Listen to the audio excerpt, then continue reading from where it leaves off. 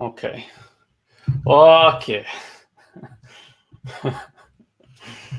The funny part is you had it and I still had the old window open. So I'm like waiting for you in there. Meanwhile, I'm like, oh, there's the other one where I have to connect. It's just I'm sure there was a way for me to get back in there. I just couldn't. I like opened it. I'm like, I don't know what I'm doing. All right, let's try this again. All right, let me tag you. I'll share it. Hopefully we can get this thing started. Oh, man. All right, guys, if you're just getting in, thanks for joining us, bro. You're tagged in there. Hey, Tony and Carmen, what's cooking?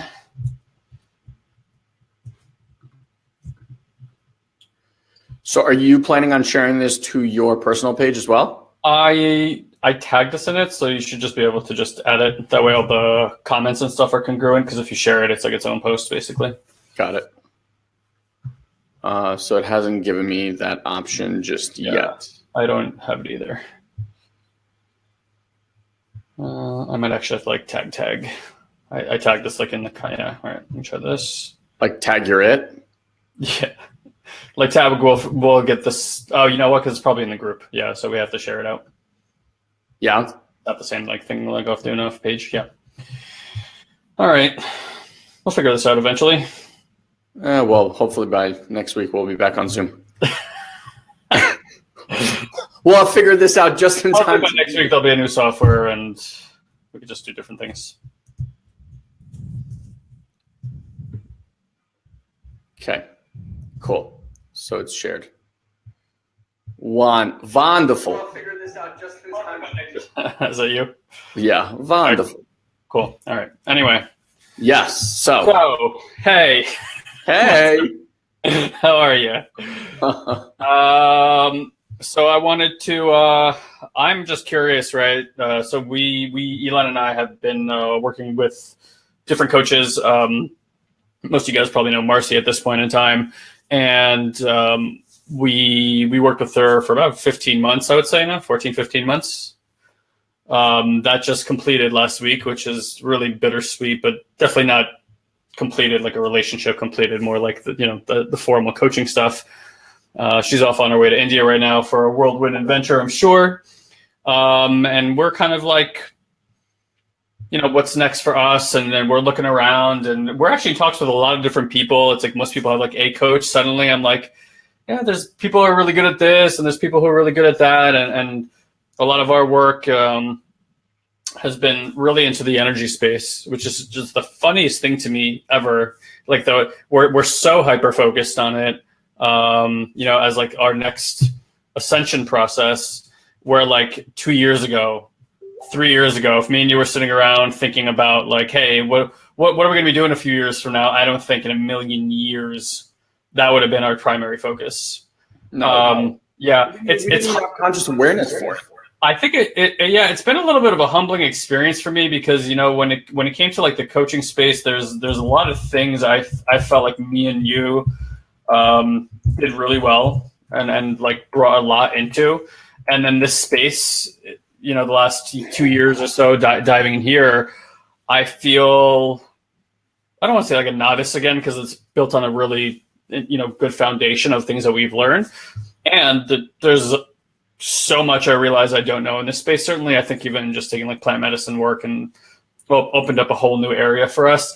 So anyway, we're working with like a bunch of different people and different facets now and things in business, but separately on where we want our personal growth to be. And we started working with this guy, Andrew. I've been working with him since about August. Elon had his first 2 like kind of formal trainings with him the last few weeks. So I'm just interested about your initial responses to all this and what do you hope to get out of it? And yeah, really anything you want to share about that? Well, here's what I'll tell, because my experience I think is irrelevant for people, so I'll take this from a different perspective. Sure. I think one of the things that's become more and more clear to me of late is, and the way it like plays in my mind, is suspend your disbelief. Mm. And I think even last time we were here, I shared the whole like that amazing conversation I had with that woman about the kids. And I just want to share, because I think that happened on a Monday, so I must have shared it like right after it happened. Yep. And then that night, we shared it within like an hour of it happening. Yeah. So that night, I shared it with Fanny, and so I'm like, wow, this is the most amazing thing. And then literally the second I say this woman, like the first thing she said about Aaliyah was that she's a princess and this and that. And Fanny's question is like, where did you connect with this girl? And I was like, I don't know, on Facebook somehow. She's like, oh, so she looked at your Facebook wall. And I'm like, I don't know, maybe. She's like, well, then that's where she came up with this stuff. And exactly. Oh, man. And this is not like, I'm not saying that my wife is anything like limited or whatever. It's just really interesting to note how we as human beings need everything to fit into the construct of what makes sense to our reality. Totally. And I think where you and I, we're, like you've used the word psychonauts, like we've literally gone into the multiverse and back and seen and experienced and been around wizards and magicians and witches and fairies and God knows what else, where it's like you get to a point where you're just like, I don't have a fucking clue. Like I just really don't have a fucking clue. Aaliyah's sitting here under the desk. She goes, but you got one strike. Now you got two. Oh yeah. From the cursing. Yeah. Yeah. I love you, Aaliyah. And I think it's like such a beautiful quality that it would have never been something that I actively sought to create, this like suspend your disbelief. And yet the more we delve into this world of these, ascended masters and healers and people that have gifts beyond what your limited mind can comprehend, it's so beautiful. And so my experience with Andrew, right? Like put me there 2 years ago. I've been like, this guy's an absolute quack.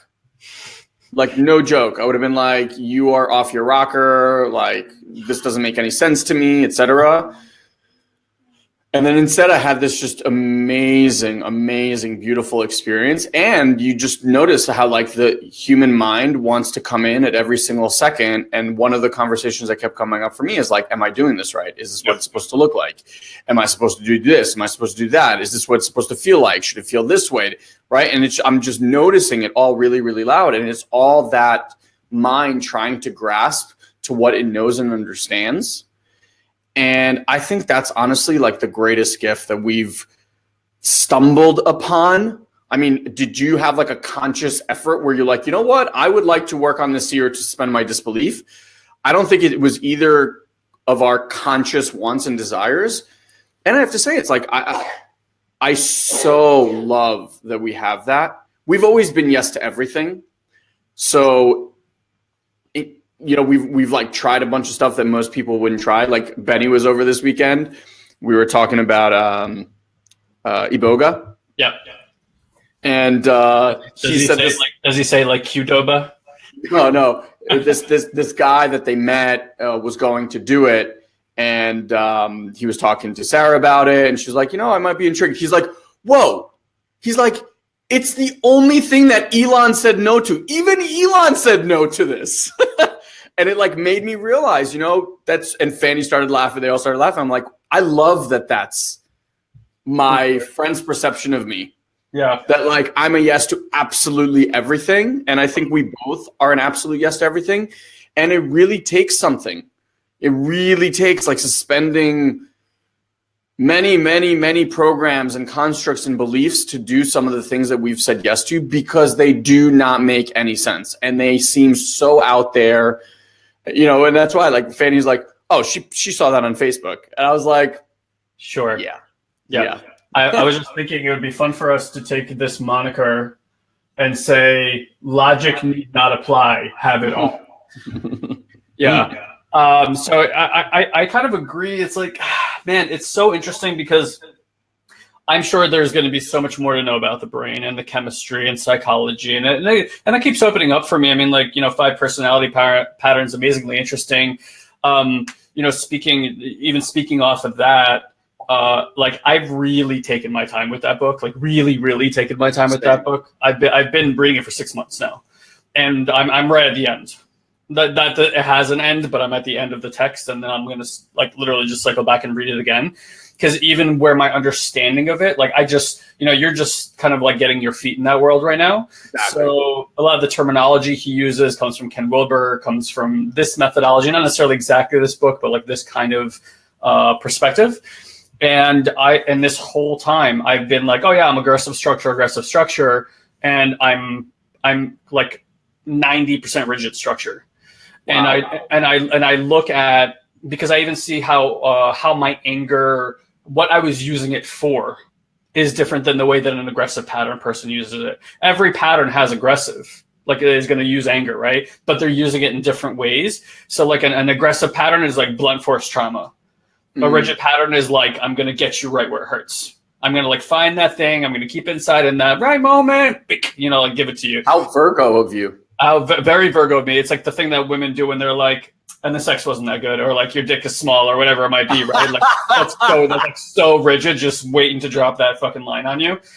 And I'm reading it, and I'm like, wow, that's so fucking interesting, because for 6 months I almost read nothing but the other ones. I didn't read rigid at all, and it was the last thing. So like I see myself in all of them, right? I see myself in all of them, but it's been a little bit of a reframe, going like, ooh, my focus has kind of been a little bit on the wrong spot, and it really opened something up for me. More interesting is that, like, Safani's very clearly of a rigid structure. So rigid just means like rule-based people, right? Like, you break the rules, no good. You see the kids like to follow rules. Like our family lineage is rigid. And honestly, even Mandy, I'm like, what is Mandy? Because Mandy's kind of like very fluid, but I'm like, yeah, this girl's rigid too. So it's like we attract those people. Mom and dad certainly rigid structures. You and I certainly rigid structures to some extent, And again, there's a blend, but I see the predominance of it. So it's interesting. However, what's cool about it is it also takes you through the lineage of what it's like to heal it. What do you get to do to heal it? And everything we've been kind of working at for 2 years is kind of been processing and healing rigid merger. Like it's actually been really good, like really, really good. Because if you think about it, I don't get nearly as impacted as I did a few years ago. Same thing for you. And that's been really exciting for me, because when it talks about like what it looks like to be healed, I just sit there and I'm like, that's going to be real nice. And I've certainly had tastes of it, like just not having influence on me anymore. So I think what's cool about us is we used to be the very logical people. I think it's why we like the landmark stuff, because it all linearly made a lot of sense. I think more than anything, probably ayahuasca pushed us away from that. Vipassana certainly helped me with that as well, 100%. Where I'm like, I don't really know what's going on. I don't even think I understand or need to care about what's going on. It certainly doesn't make me feel safer. I've had 30 years of evidence of trying to understand everything, and I don't feel better. I don't feel safer. I don't feel more loved. I don't feel more connected. I'm not in my heart. I'm certainly not maybe speaking my truth when I want to, and all these things that I think are paramount in importance to even this third density human body. Forget other levels of consciousness that are now available to us. And I think, our pursuit has been like, hey, how do we step into other layers of consciousness? I don't even think that we knew that. Like, now I'm much more aware that that's kind of the game I'm playing. Yeah. And not like it has a right or a wrong way to do it, but I'm interested in different realms. I'm interested in different states of consciousness. I'm interested in understanding the body through all the realms that it gets to go through, like literally like porting and portaling through all these different things, which I think for most people, maybe this is even the first time you're hearing about that. Certainly you probably know about Buddha and Christ consciousness and stuff like that. But there's like a whole smorgasbord array of consciousness that we get to play with. And the funny part is like that's only starting to get a little bit more, I don't want to say solid to me because that makes it feel like I'm attached to something, but more aware for me. And then about 2 months ago, I was having myself a psychedelic ceremony, and this voice came and was like this face that was smiling from ear to ear. and it was just laughing at me. And I'm like, what are you laughing about? And it goes, hey, and it like kind of like almost like knocked on my consciousness and was like, hey, it's like, this is consciousness. You think there's only one way to use it? And I was laughing because I was looking at the whole of humanity, and in a way, we've taken consciousness like we do with business, and we've made marketing and sales around it, and we tell people what it is, so that people think that it has to be this way when it gets to be this really like playful kind of fun experience, and suddenly it is. Suddenly I'm like, oh, where else do I get to travel? Where else do I get to go? Yeah. Now I'm just looking for the Sherpas that have played in those spaces. Yeah, I mean, he said one of the things that I can share, and we shared this on the podcast earlier, but like he got me into this state where I was just so blissed out, where I was like talking slow, and I didn't have any thoughts in my mind. It was just like blank emptiness, and my feet were tingling. But if I might send a signal from my brain to my feet to move, like wiggle, that wiggle your big toe, like nothing was connected to anything. It was just like a completely almost out of body experience. And I'm sitting there, and he's having an interaction with me, and he's like, okay, now open your eyes and maintain it. And I'd never had that experience with eyes open, where I was literally like being able to like scan the room and still be in this almost like deep meditative state. And he goes, welcome to my state. Like this is how I operate. I'm like, and the thought comes in is like, how? Yeah. If I had to speak to a client right now, I don't even understand how I would do that. And I said this to him. It took me a whole minute to get out that sentence. And then he said, what if you gave up your belief of how you have to show up as a coach and what that looks like? And I remember being in that state and kind of going like, oh, right. It was kind of like when Marcy, we had finished the event, we were talking about the slides, and she's like, you don't trust yourself? And I was like, fuck you, bitch. But that opened up a whole conversation of like, why do I feel like I have to show up on stage and have slides and have this whole thing set up, right? And then that kind of unfolds. So I had to give up what it looks like to put on an event and what it looks like to be this guy on stage. And then he asked this, and I just went, huh, that's really interesting. Mm. And then as we completed and I just kind of sat there, I got present to the fact that, Jesus, for example, and Buddha, there are stories and many ascended masters where people just got to sit in a room with them in silence. And by being in a room with them in silence, they transform their entire lives. Like that is actually the most ultimate version of transformation that, at least in my, knowing and perception, exists. And that lives in a world very distinct from the world how we show up as coaches, right? Like that's a whole other level. Imagine just having to sit there quiet.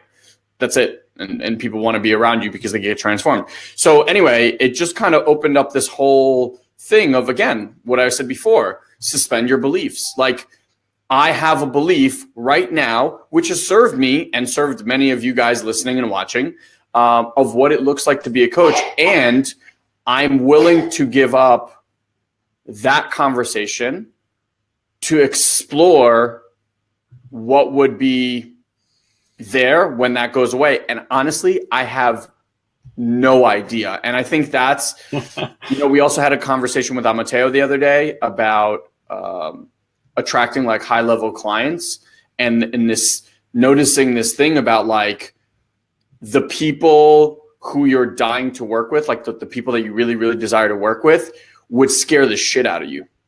Because you'd almost be in the state of like, I don't know what to say to this person, which merged that with what Andrew shared with me, right? Like if you got into that state and were just being in that state with that person, you wouldn't need to know what to say. The what to say and how to be and what to would just naturally flow from, wherever it's going to flow from, and you wouldn't have to worry about any of that stuff. In the words of Ken Wilber, the isness and the suchness. Yeah. Yeah. Yeah, I agree. I really like this idea of like suspend your belief. Forget suspend, expel your belief. Yeah. Like suspend. You're like, well, I'm going to test it against this belief and see what I feel like. It's funny, man. Like, a few years ago, I felt like we were really ready to be on a big stage and like do this like global work. And I'm like, damn. And part of me, it's funny because I've always known that internally, I'm still at the effect of other people's emotional states. I'm still at the effect of what other people are doing. And I thought of like on a global scale, like being a global leader, if someone's around you and you're like deeply impacted, right? Like you're almost like processing their work.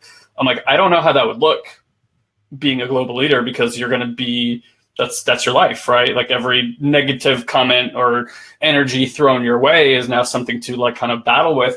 Yeah. And I thought about that life and I'm like, that's not a life that seems endearing to me at all. And I actually kind of knew, I'm like intuitively, I'm like, this is something I get to heal before I would even consider stepping into a space like that of having that level of influence, because I just know that I wouldn't be able to, like, I wouldn't feel healthy personally anymore. Yeah. And it's kind of interesting moving towards a space. I don't know many people yet who are really playing with this. Certainly there have been societies and people throughout history who have delved into this and had this level of really high mastery. But in today's world, like, I don't know who you turn to that's sitting in a high place of influence that's actually teaching this stuff.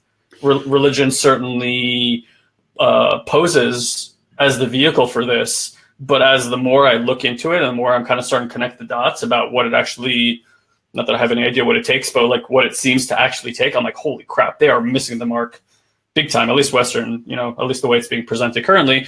And clearly there was an undertone at some point that actually led people down these paths in a really beautiful way. That's just no longer the case. So it's been really cool. To that point, I think there was, back in the day, it was easier to get into these states because the world wasn't as hectic. Like, there's so much distraction. There's so much technology. There's so much in your face there's so much isness all the time, that to get into that state, like that state that I was in was, I mean, if every human being could be in that state, there would literally be no more wars. There would be no more hunger on the planet. There would be no more kill. Like, it would be, and to some extent, personally, like, my mission, I think our mission, is to get the state of human beings as a species to that awakened state. Like, imagine you got to wake up in that blissed out state. You got to work in that blissed out state. And Marcy says this, and we've heard this from Paul Turo, growing up, like, leaders go first. And we've been that way from day one. Not only you and me, but I feel like our family has been kind of these, like, we'll go first, we'll scope it out, we'll come back and report. And I feel like a lot of the people that follow us, that end up working with us and coaching with us, like, I think it's something that they appreciate. I mean, look, we're taking 8-9 people down to the jungle with us who have zero fucking idea of what they're about to walk into. Zero. And paid us a whole lot of money to come to an experience that they know fucking nothing about, other than the fact that 2 brothers came back who they like and listen to that said, this was the best experience of my entire life. And they're like, I want to know what that is. Yeah. That to me is like really, really fascinating. And I think there's a few people in this world that really do that. I mean, we are acknowledging Marcy at the end of our last call with her. Our last official coaching call, I should say, with her. And, she does that better than anybody. Like, that woman is such a yes to everything. And something that we spoke about last time, it's like, when you are a yes in this fashion, aren't you guys present and aware to who gets to show up? Like, Satori Prime showed up in your life because you were a yes to something. Yep. We don't just show up. It just doesn't happen like that. You open yourself up. You ask to receive some sort of information, some sort of inspiration, some sort of something. And then all of a sudden someone sends you our podcast, or you land on a video of ours. And here we are having this conversation with you. These things don't just happen. And so the more we've said yes is, like Andrew showed up on a fucking dance floor to Guy, like whispering some things in his ear after we had gotten back from our first Colombia trip. Dude, like, go back 6 months from that moment. If that dude rolled up on you at a club and whispered those things, you'd be like, get the fuck away from me, weirdo. He wouldn't have even done that. He would have Exactly. He in his state would have known not to come because I wasn't ready. I have a whole new appreciation for when the student is ready, the teacher appears. Yeah. Because I get that it's not just this cliche line, like there is a vibrational frequency. A teacher wouldn't even, just those type of people who are having those type of experiences, who are vibrating at that place and know those frequencies and maps, know not to come to people who literally could not receive that quite yet. Yep. Not to say that anybody's stupid or anything else like that. We're all just going through our own different part of our ascension process and completing what we need to complete. It just wouldn't happen. What I find fascinating now, so there are like two things that came out of some experiences last week. Number one, I mean, my awareness over my body has increased a lot. With that comes a lot of more sensation, many of which your mind is like, what the fuck is going on now? Then there's two things that really became really present for me as like a place I want to live from more and more. Number one is don't take any action outside of alignment. So it's like if something happens to you, is overwhelming you, stressing you, whatever, creating some kind of sensation in the body, before you go take action to relieve those sensations, which is what 90% of human action probably is like uncomfortable things are happening in your body. Let's change the external so I can feel different. Yeah. To stop that shit and make sure that when something's happening, no matter what's going on, I give myself 5-10 minutes. I bring myself back into my alignment and start taking inspired action versus perspired action, as we've been calling it. That's become abundantly clear. And then putting a lot of focus on not dropping the heart connection. Right. So what you were saying before is like is being spatial. Is like I can almost like an open eye meditation. So it's like you're out here while you're in here at the same time, and you're just using kind of your awareness to do that. Notice it, but like that's what we do so much. And I even think about like coaching and calls like these and lives. Like mostly I'm up here. If I'm really being honest, like my energy is being pulled up. I'm using a lot of this, and it's like that's fine. I'm not saying shut that off. I'm just saying like have an awareness here at the same time while that's happening, because I can feel like the energy pulling back up towards the third eye, and it's like helping it dissipate back down. Those are like my two primary focal points right now. That's all I'm focusing on. Yeah. It's again, it's so new to me, and it's just so interesting, just like anything new to anybody, the amount of stuff that you go through. I mean, I'm almost like when we first started the business and I would sit in front of technology stuff and learn these courses, and everything in my mind was like, you're an idiot. You don't know what you're doing. But like, you're never going to get this, blah, blah, blah. And I'm just noticing I'm sitting with Andrew and like an hour into it and the same stuff comes up. Sure. It's like, you're not going to know how to do this. This doesn't make any sense. You don't, blah, blah, blah. And then I was like, oh, this is so funny. That's exciting too, though. I mean, I personally can't remember the last time I had, like, I've been disengaged with something that we've been doing. Because a lot of it is like, yeah, okay, maybe that's new, but like I've kind of heard something like that before. Delving headfirst into the void, so to speak, and actually doing it not because of substance. Because that's always been my pathway to it. I never, sure, meditation and stuff like that too. I could see why gurus have been needed throughout time. Right? Needed? Like, yeah, like needed. Like, yeah, it's like you said, Jesus, Buddha, they sit in a room. Why is it that they can do that? Well, they can transmit, right? Yeah. And all of us can transmit. In fact, we're all transmitting all the time, which is why you feel connected to some people. You don't feel connected to somebody else. They might be saying the same thing, but one, you're like, oh my God, I love this person. The other one, you're like, I can't stand anything about them. And they're doing exactly the same thing. Why? Because we're transmitting. However, when you're aware of the transmission, yeah, and what you're putting out, how you're putting it out, who's ready for that particular transmission versus I'm just transmitting because I can, all that stuff is a lot more interesting. Well, you want to hear something kind of freaky, and this will like challenge your guys' belief system. So Andrew is someone that can see into multiple bodies. What does that mean? It's like there's the physical body, there's an emotional body, there's a causal body, there's an energistic body. So he can kind of see into all of these bodies at one time. So in the middle of my, blissed out state, Shia walks into the room. And I actually hear Andrew go, like I hear Shia walk in, and then I hear Andrew go, oh. This is in real life, not in your experience. This is in real life. Yeah. And so Shia's sitting there, and Andrew says, hi, this and that. And when Shia leaves, Andrew's like, whoa. I was like, what? He goes, when your son walked in, he saw all of me. Like the same way I look at you, he saw all of my stuff, like all my bodies, all of it. Like he's got it. I was like, oh, how interesting. So to your point, I'm not saying that all of us have that specific power, okay? What I do think is something that we all get to look at is like we all have superpowers. Those superpowers have been hidden because superpowers are weird or have been weird. Whereas in the past, I think superpowers were really cool and people were celebrated for superpowers. Then witches were burned at stakes, and superpowers, maybe even before that, but that's just the one thing that came to mind right now, is like then superpowers all of a sudden became not cool. Dangerous, in fact.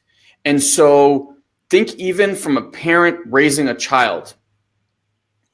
A parent raised a child. So Kelly, that woman that I shared about last week, would go to her mom. She was 3 or 4 years old, would walk over to her mom and be like, so what did Jesus tell you last night?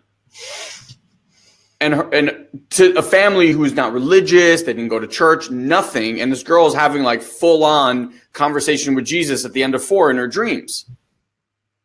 And thinking that everyone on the planet has this. So she's going to ask her mom, like, what? And meanwhile, her parents have no context for what that is or how that's even possible. So guess what they do? Squash that down because that's not real.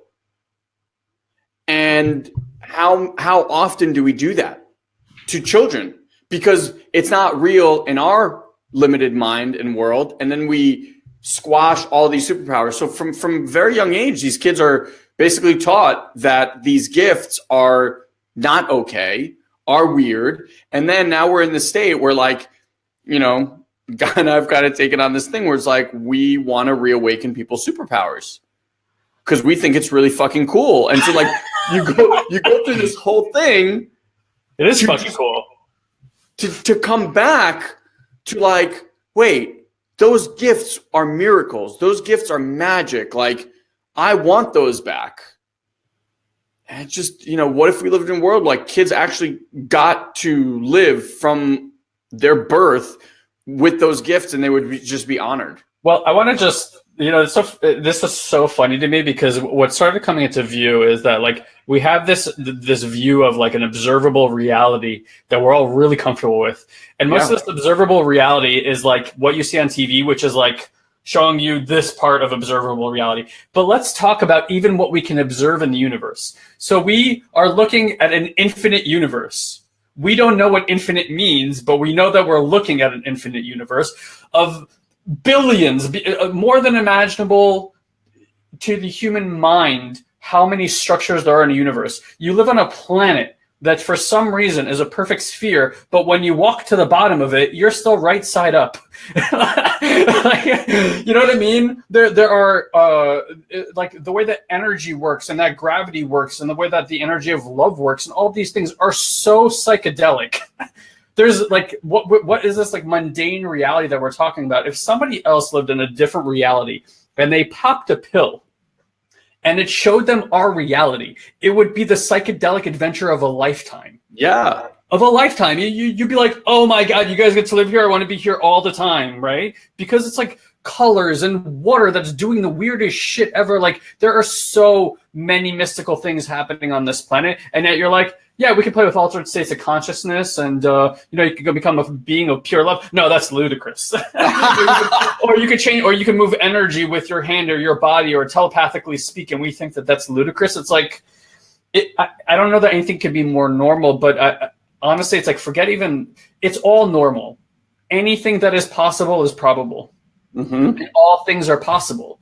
and they're not at the same time. It's all one big freaking paradox. Like me and Angela sit around and be like, we'll be having a discussion. We'll be like, yeah, that's the truth. And that's not true at all at the same time. Yeah. And it's like that about everything, right? And it's so funny because it all goes back to our original idea, pick your bullshit. Yeah, pick your bullshit and run with it. I mean, talk about like, I'm obsessed with nature shows. I mean, you know this about me, but like now that they're in 4K, it is just so good. Yeah.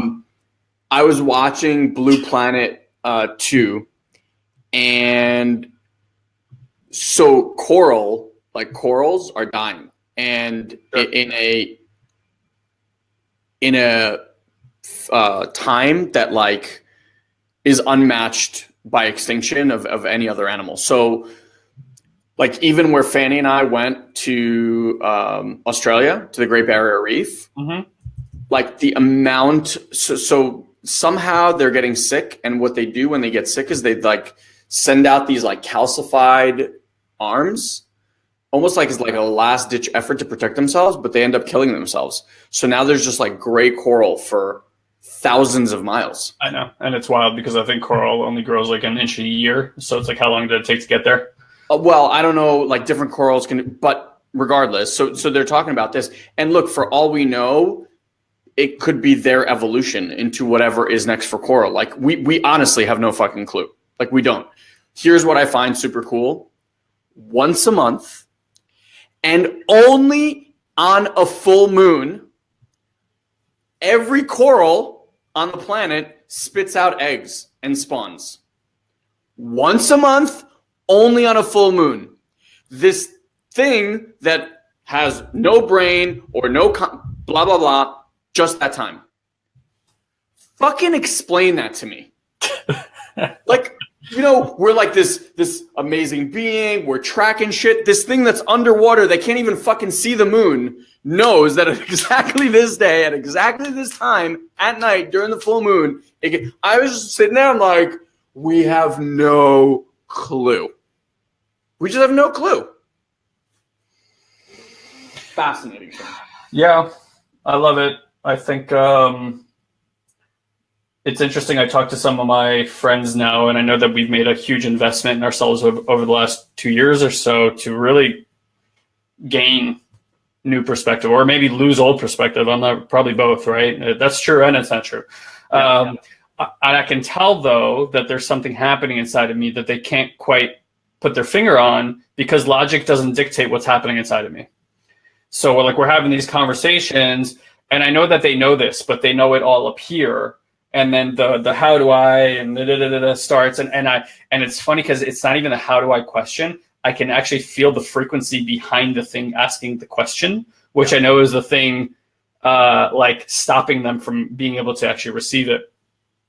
So it's definitely been an expansive little world. I mean, these last 6 months have been a complete remodel from within. And to like simplify this whole thing again, I'll just say it comes down to two things. Are you connected to your heart when you're connected to people and in your interaction with them? Mostly we're not, because we're just in our survival state, putting our defenses up, starting to apply our strategies, and then you're just not there. Your brain is there, but you're not there. Yeah. And it could be as simple as, hey, is my heart here? Like, I know a lot of you guys probably have read Michael Singer's Untethered Soul, and he talks about that in great detail over there, just keeping your heart open. You know, but what does that mean, especially when you're trying to keep your heart open through your mind? Right? Like you're reading in a book, you're trying to understand how to keep your heart open through your mind. It doesn't make any sense, right? So it gets to come from like this feeling within where you can actually contrast the feeling of life when it's open to when the feeling of life to when it's closed, so that you can identify like, oh crap, I'm closing, right? What's out of alignment here? And there's something you get to feel through in that moment. And I really do think for a lot of the human race, I mean, certainly looking at the political arena, these are people who have just, you know, completely shut that part of themselves off for a lot of, I can't say all of them, but for a lot of the things that happen on our planet can only be done from people that we're calling, you know, schizophrenics or sociopaths or whatever we're calling them. Ultimately, we're saying these people are so guarded, so defensed, that they're all logic. And some of them might be really, really smart. But really smart people have done some really terrible things on this planet, not being connected to their hearts. Really spiritual people, by the way, have done really terrible things too, because they haven't gone through their own, the logic isn't well developed. They both get to be developed. I do think that that's probably the primary focus of like these next few generations, if not this one right now, is how do we connect these two paths and merge them, kind of like meeting science, religion, and spirituality, right, in the same location, so that they can all be learning from each other. Because we know that, you know, people are doing stuff in tech right now that are super smart. If they're not connected though to source, if they're not connected to spirit, like that could be AI being sourced in a really negative way versus AI coming here and really helping us transcend and evolve into what we're supposed to become. So it's balance. I mean, it's balance in everything. Yeah. It's been balanced always, whether it's you're talking about your health and fitness, there's balance to be found. And think about even our journey, right? It's like you started working out way before I did, right? And you did it purely because you felt threatened. Like your physical well-being was threatened, right? So it's like, I'm going to protect myself. So that creates like this whole mentality of working out. Then you get to school and it's like, I'm going to lift as much weight as possible because you're looking at all these other people and going, I'm just going to get as big and do as much and blah, blah, blah, right? So it's this whole thing. Then so that's extreme. Then eventually you're like, okay, well, now I'm slow. I can't move that well. I'm inflexible. So like you sacrifice all this other stuff, and it's just all about finding that balance of what works for you. Diets, same thing, right? Like I tell people, if you're going to choose an extreme diet, I can pretty much tell you it won't last because it's impossible to maintain something at that level of extreme. And yeah, I think that the human beings as a species are right now, I think the pendulum is going to swing far in the other way. And I'm happy to kind of see it go that way. I think we've been very, very logic, very, very very, very like get shit done. I think now it's really starting to swing kind of in that other direction. And I think this new generation of people saying that, you know, they don't care, millennials don't care, and they don't have a work ethic. I kind of think that's shit that we're making up because of our understanding of the world. I think they intuitively know that the world that they're walking into is very, very different than the world that we've all lived in. And the skill sets that they're developing are very, very different. So to us, it looks like they're lazy and they're entitled and blah, blah, blah. And at the same time, look at what some of these quote unquote millennials have built. Sure. They've built. Okay, 1 minute, we're going to leave, okay? They've built some of the greatest tools the world has ever seen. Certainly. Right? So I just, again. Well, I mean, from a place in the world where everything has been done through logic. And look, logic has gotten us a technologically advanced world, right? But at the expense of our spiritual lives, essentially, in a lot of ways, not always. So it's like if you have a generation coming in that's in their heart much more empathetic to a logic brain, it might look like something, you know, from that vantage point, it looks like nothing's happening. Where it's like they might be like feeling into things and they need time to process and stuff like that goes in, but it's like they're working out of inspiration, which you start getting art and creativity and new ways and innovation and all these things that have been happening. But a mind who's just so committed to this is never going to see that. And is going to look like laziness and stuff like that. You know, Ken Wilber talks about integral theory, and I really like this analogy. He's like, look, you're walking up the ladder, right? You're going up the rungs. So you start at the bottom, but wherever you are, it's like now you move up, right? So you're at that vantage point.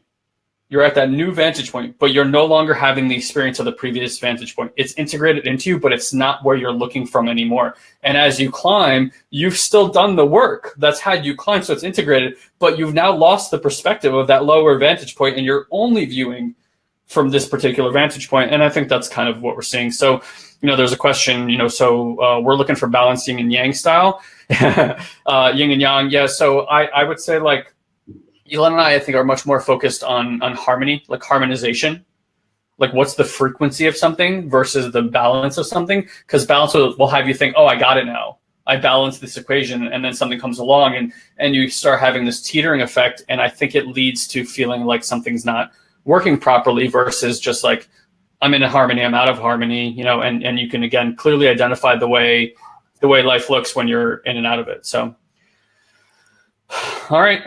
What's All right, the man. video? Guys, amazing conversation today. That was fun. It's gonna be a heck of a year. One thing. Yeah. For all of you in here, this Wednesday, we are doing our training. So we have our Have It All coaches training. It's 6 p.m. Eastern. That's New York time for all you guys, wherever you are in the world. Just do the conversion. New York time, 6 p.m.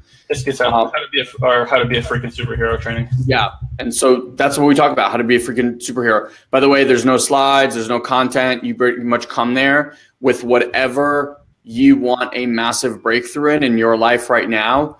And it's a full-on coaching. You get a full-on experience of the kind of work that we get to do with our personal clients. And that's it. It's we've had people have incredible results just out of showing up there. The calls have been about 90 minutes. Mm-hmm. So yeah, definitely register for that next upcoming one. Again, it's in a couple of days at 6 p.m. Eastern. Hope to see as many of your faces there. All right. Love you guys. Love you guys. Bye. Bye. I love you. We're going to play tennis. Yeah. Go get them.